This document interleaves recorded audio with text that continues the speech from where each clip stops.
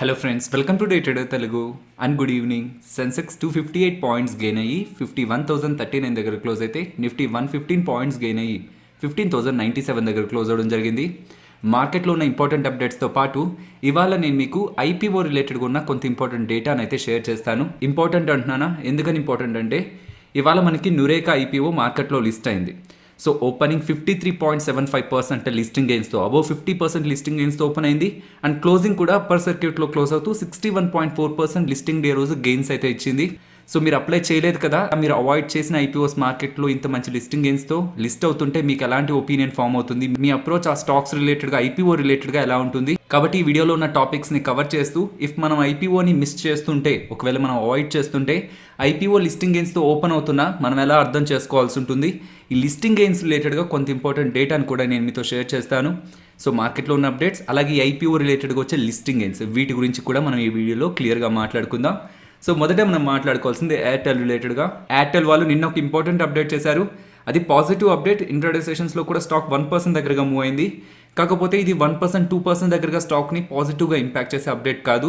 If దీన్ని వీళ్ళు సక్సెస్ఫుల్గా రన్ చేయగలిగినట్లయితే అది ఫ్యూచర్లో వీళ్ళకి కాన్స్టెంట్గా రెవెన్యూస్ని ఎవ్రీ ఇయర్ కూడా జనరేట్ చేయగలిగే ఒక అప్డేట్ అనమాట. సో ఈ అప్డేట్ ఏంటంటే ఎయిర్టెల్లో ఉన్న టోటల్ సబ్స్క్రైబర్స్ లైక్ టెలికామ్ కానీ డిటిహెచ్ రిలేటెడ్గా ఉన్న సబ్స్క్రైబర్స్కి కమింగ్ టైమ్స్లో యాడ్స్ని డిస్ప్లే చేస్తారంటున్నారు. సో కేవలం టెలికామ్ రిలేటెడ్గా సేవల్ని మాత్రమే ప్రొవైడ్ చేస్తున్నారు, డిటిహెచ్ రిలేటెడ్గా సేవల్ని మాత్రమే ప్రొవైడ్ చేస్తున్నారు. బట్ ఇప్పుడు యాడ్ సర్వీస్ని కూడా రన్ చేస్తారంటున్నారు.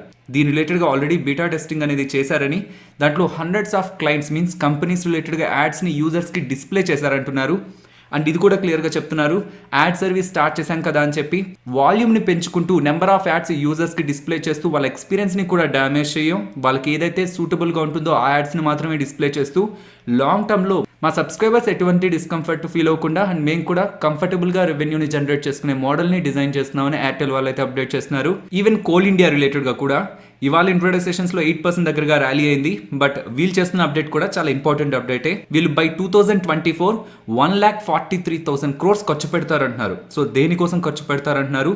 సోలార్ అలాగే థర్మల్ పవర్ ప్రాజెక్ట్స్ రిలేటెడ్గా 2024 పాయింట్ ఆఫ్ టైం లోపు 1,43,000 crores ఖర్చు పెడతారంటున్నారు.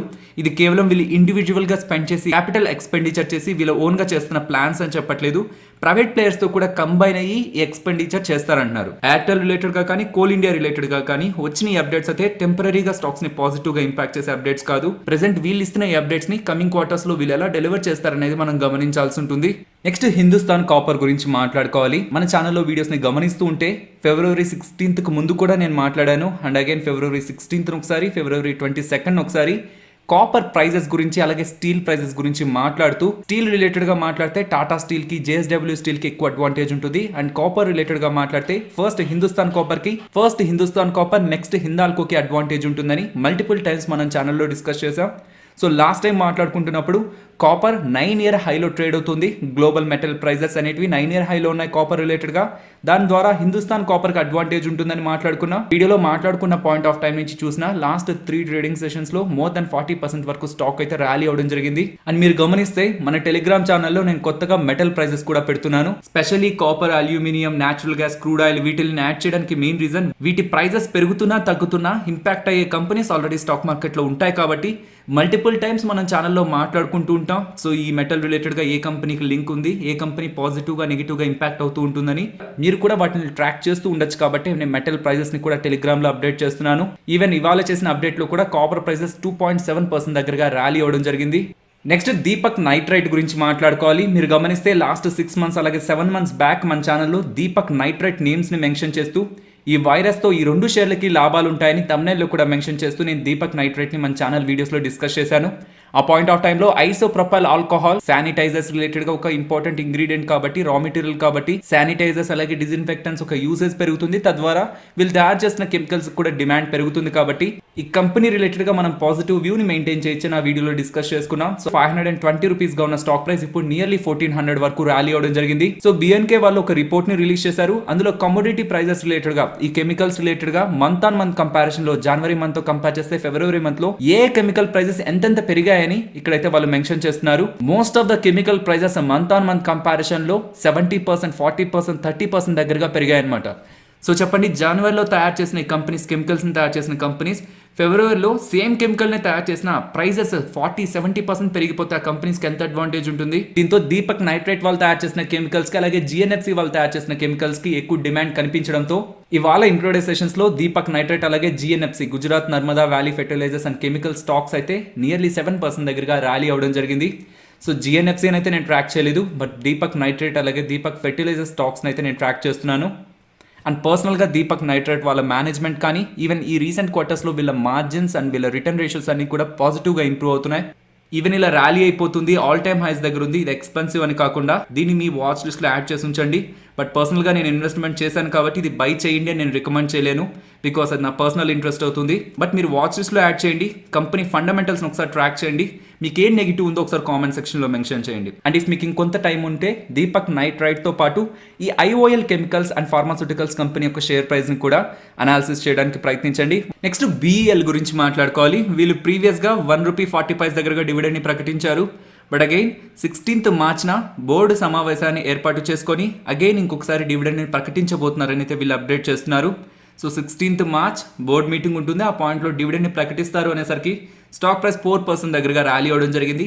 నెక్స్ట్ టాటా మోటార్స్ గురించి మాట్లాడుకోవాలి ఫ్రెండ్స్. టాటా మోటార్స్కి జేఎల్ఆర్, జాగ్వర్ అలాగే ల్యాండ్ రోవర్ సెగ్మెంట్ ఎంత ఇంపార్టెంటో మనకు తెలుసు కదా.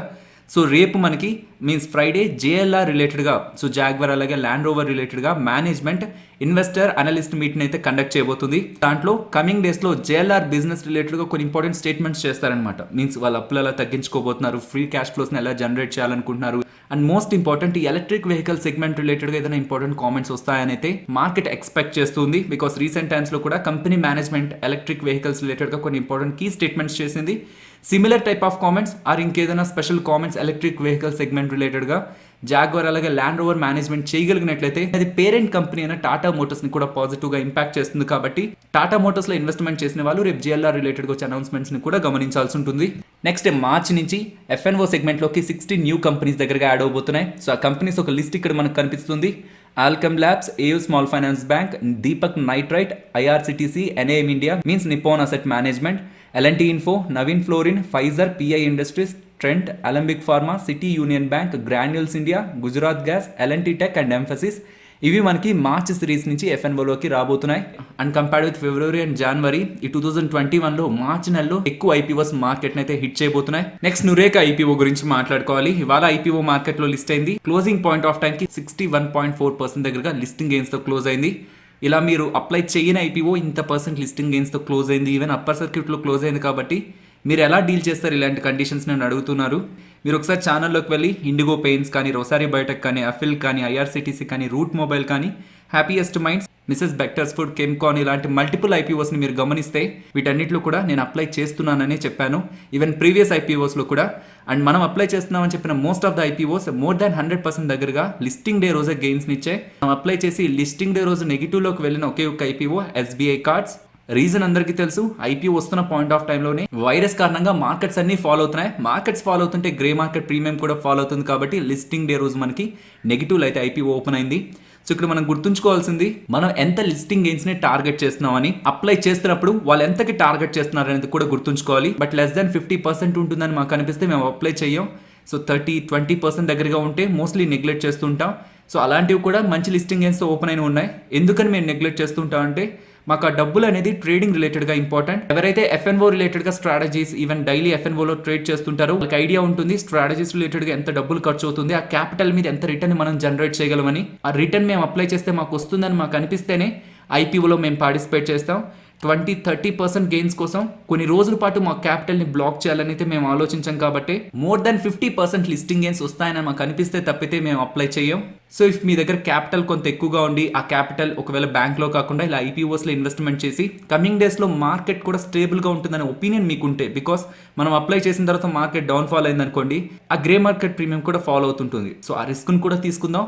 సో గెయిన్స్ 20-30% దగ్గరగా ఉన్నా సరిపోతాయి అనుకుంటే మీరు అప్లై చేసిన తర్వాత మార్కెట్ ర్యాలీ అవుతుంది అనుకోండి, ఇలా మంచి లిస్టింగ్ గెయిన్స్ వస్తాయి. లేదనుకున్నా స్టేబుల్గా మెయింటైన్ అయినా 20-30% వస్తుంది. బట్ ఇంకా అక్కడి నుంచే ఫాలో అవుతుంటేనే ఐపీఓ లిస్టింగ్ గెయిన్స్ ఇంపాక్ట్ అవుతాయి.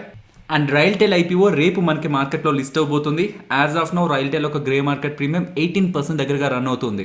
కాకపోతే నురేకా ఒక గ్రే మార్కెట్ ప్రీమియం 20% దగ్గరగా ఉన్నది కాస్త లిస్టింగ్ డే రోజు 50% అబౌవ్ అండ్ క్లోజింగ్ కూడా 61% దగ్గర అయింది కాబట్టి మోస్ట్లీ ఈ రైల్టెల్ ఐపీఓ ఒక లిస్టింగ్ కూడా అబౌట్ 20% ఉంటుందని బ్రోకర్స్ అయితే ఎక్స్పెక్ట్ చేస్తున్నారు. బట్ ఈ హెరాన్బా ఐపీఓ రిలేటెడ్ గా 35% గ్రే మార్కెట్ ప్రీమియం రన్ అవుతుంది. And MTR IPO coming days లో రాబోతుంది అన్నాను కదా, సో వీళ్ళు space, clean energy, defence related గా వర్క్ చేస్తుంటారు. వాళ్ళ రిలేటెడ్ గా 57% గ్రే మార్కెట్ ప్రీమియం మెయింటైన్ అవుతుంది. సో మోర్ దాన్ 50% ఉంటే నేను షార్ట్ టర్మ్ కోసం అప్లై చేస్తానన్నాను కదా. సో ప్రెసెంట్ ఐపీఓకి 57% దగ్గరగా గ్రే మార్కెట్ ప్రీమియం రన్ అవుతుంది కాబట్టి ఆ ఐపీఓ రిలేటెడ్గా చేసే డెడికేటెడ్ వీడియోలో షార్ట్ టర్మ్ రిలేటెడ్గా మీకు ఫైనల్ క్లారిటీ వీడియోలోనే ఇస్తాను. నెక్స్ట్ మ్యాక్స్ ఫైనాన్షియల్ సర్వీసెస్ అలాగే యాక్సిస్ బ్యాంక్ రిలేటెడ్గా వచ్చిన ఇంపార్టెంట్ అప్డేట్ గురించి మాట్లాడుకోవాలి. యాక్సిస్ బ్యాంక్ వాళ్ళు మ్యాక్స్ ఫైనాన్షియల్ సర్వీసెస్కి సంబంధించిన మ్యాక్స్ లైఫ్ ఇన్సూరెన్స్లో వాటాని కొనుక్కునేందుకు 1 year బ్యాక్ నుంచి ప్రయత్నిస్తున్నారు. సో దాని రిలేటెడ్గా ఆర్బీఐ అప్రూవల్ వచ్చింది, CCI competition commission of India approval వచ్చింది, సెబీ అప్రూవల్ కూడా వచ్చింది. కాకపోతే ఇన్సూరెన్స్ రెగ్యులేటర్ అయిన ఐఆర్డీఏ వాళ్ళ అప్రూవల్ అయితే రాలేదు. నిన్న మనకి ఐఆర్డీఏ దగ్గర నుంచి axis max life insurance deal రిలేటెడ్గా అప్రూవల్ అయితే రావడం జరిగింది. దీంతో యాక్సిస్ బ్యాంక్ వాళ్ళు మ్యాక్స్ లైఫ్ ఇన్సూరెన్స్లో 19% వాటా దగ్గరగా, సో డైరెక్ట్గా యాక్సిస్ బ్యాంకే కాకుండా యాక్సిస్ బ్యాంక్ ఒక సబ్సిడరీస్ ద్వారా 19% వాటా దగ్గరగా మ్యాక్స్ లైఫ్ ఇన్సూరెన్స్లో వాటాను అయితే హోల్డ్ చేస్తారు. ఈ డీల్ ఒక ఇంపార్టెన్స్ ఏంటంటే మ్యాక్స్ లైఫ్ ఇన్సూరెన్స్కి సంబంధించిన లైఫ్ ఇన్సూరెన్స్ బిజినెస్ని యాక్సిస్ బ్యాంక్ వాళ్ళు వాళ్ళ బ్రాంచెస్ ద్వారా ప్రమోట్ చేస్తారనమాట. తద్వారా యాక్సిస్ బ్యాంక్ వాళ్ళకి అడ్వాంటేజ్ ఉంటుంది, బికాస్ ఈ మ్యాక్స్ లైఫ్ ఇన్సూరెన్స్లో వాళ్ళకి వాటా ఉంటుంది కాబట్టి బిజినెస్ గ్రో అవుతుంటే అది యాక్సిస్ బ్యాంక్కి అడ్వాంటేజ్గా ఉంటుంది. Even max life insurance and వాళ్ళ పేరెంట్ కంపెనీ అయిన మ్యాక్స్ ఫైనాన్షియల్ సర్వీసెస్ కూడా యాక్సిస్ బ్యాంక్ బ్రాంచెస్ ద్వారా వాళ్ళ బిజినెస్ ప్రమోట్ అవుతుంది కాబట్టి వాళ్ళకు కూడా అడ్వాంటేజ్ ఉంటుంది. నెక్స్ట్ నిఫ్టీ అలాగే బ్యాంక్ నిఫ్టీ లెవెల్స్ని మాట్లాడుకోవాలి. నిఫ్టీ సపోర్ట్ 15,070 దగ్గర గమనిస్తున్నాను, రెసిస్టెన్స్ 15,250 దగ్గర. Bank Nifty support 36,240 and resistance 37,180. Nifty option chain మాట్లాడుకోవాలి. సో మార్చ్ ఫస్ట్ వీక్ అలాగే second week even March monthly expiry contract data వీటన్నిటిని కంబైన్ చేస్తే నిన్నే మాట్లాడుకున్న లెవెల్సే మనకి ఇంపార్టెంట్ లెవెల్స్గా కనిపిస్తున్నాయి. సో ప్రెసెంట్ ఉన్న లెవెల్స్ నుంచి డౌన్ సైడ్కి వెళ్తుంటే 15,000 దగ్గర మీకు స్ట్రాంగ్ కాంట్రాక్ట్స్ అయితే బిల్డ్ అవుతున్నాయి. సో ఇక్కడ నుంచి టాప్ సైడ్కి వెళ్తుంటే ఇమీడియట్గా 15,200 దగ్గర కాల్ రైటర్స్ అయితే బిల్డ్ చేస్తున్నారు కాంట్రాక్ట్స్ని. బట్ ప్రెసెంట్ 15,200 దగ్గరే ఉన్నాం కాబట్టి ఈ 15,200 మార్కెట్ బ్రేక్ చేసి టాప్ సైడ్ సస్టైన్ అయితే 15,200 అబోవ్ సస్టైన్ అయితే నెక్స్ట్ ఇంపార్టెంట్ రెసిస్టెన్స్గా ఆప్షన్ చైన్లో 15,500 కనిపిస్తుంది. సో ఫైనలీ ఇది ఫ్రెండ్స్ మన వీడియో. నచ్చిందా? నచ్చితే వీడియోని లైక్ చేయండి ఫ్రెండ్స్. అండ్ ఈ వీడియో మన వాళ్ళకి యూజ్ అవుతుంది అనుకుంటే తప్పకుండా షేర్ చేయండి. అండ్ మన ఛానల్ని సబ్స్క్రైబ్ చేయనట్లయితే ఛానల్లోనూ వీడియోస్ని ఒకసారి గమనించండి. ఇఫ్ ఆ వీడియోస్ మీకు ఇంట్రెస్టింగ్గా అనిపిస్తే ఛానల్ని సబ్స్క్రైబ్ చేసి పక్కనే ఉన్న బెల్ ఐకాన్ని కూడా క్లిక్ చేయండి. మరొక ఇంట్రెస్టింగ్ వీడియోతో మళ్ళీ మీ ముందుకు వస్తాను. అంతవరకు టేక్ కేర్. జై హింద్.